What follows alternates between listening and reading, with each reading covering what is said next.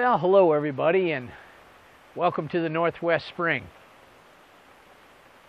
It's raining, and not just a little, an awful lot. Hopefully we'll dry out, but nonetheless, can't complain. We had a fantastic February, and so a little rain is not going to hurt anything.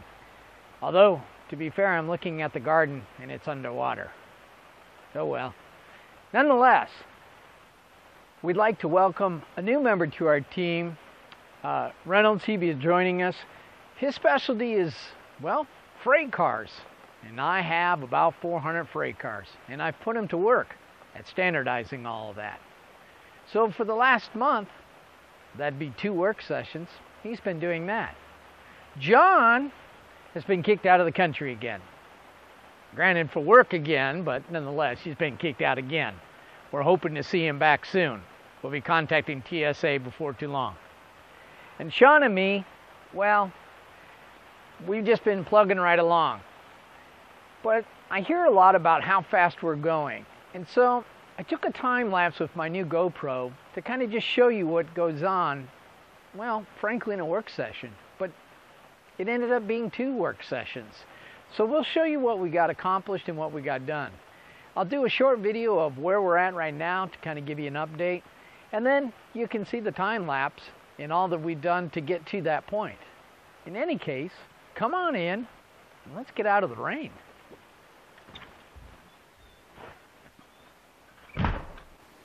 Well, here we are inside. And as you can see, we've had our first train arrive in Colorado Springs. And the only reason why we ended up stopping right here was, well, quite frankly, I ran out of roadbed, and we're waiting for more to arrive. Currently, we are approximately 40 feet from reaching a golden spike, and we will have the entire main line built. But in between that 40 feet, we have approximately 3 turnouts to build, and a double line to finish at least halfway through there. And then we'll be back into there. Electrical work is moving along a little slower than normal, well, because John's not here. And each of us have our task. Sean and me are busy laying the track out, planning those type of things, looking at what needs to be done. My primary role is keeping the place clean and building turnouts.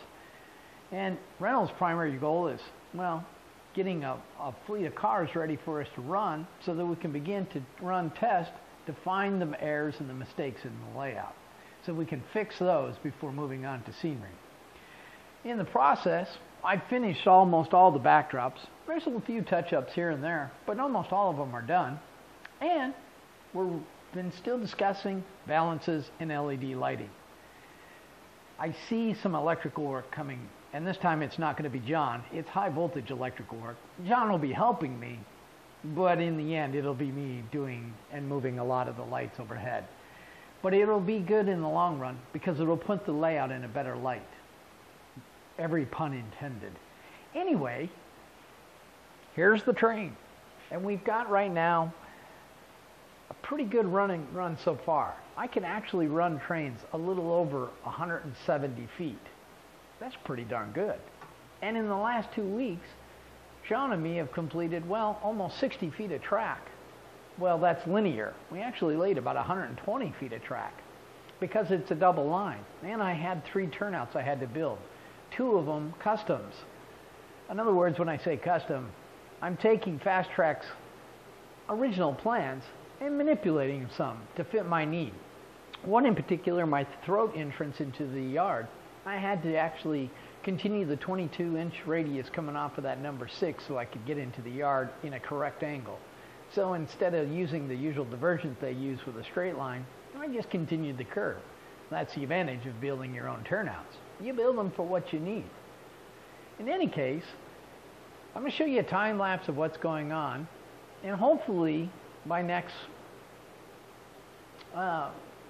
video we'll actually have trains running and we can show you a complete layout being run from beginning to end.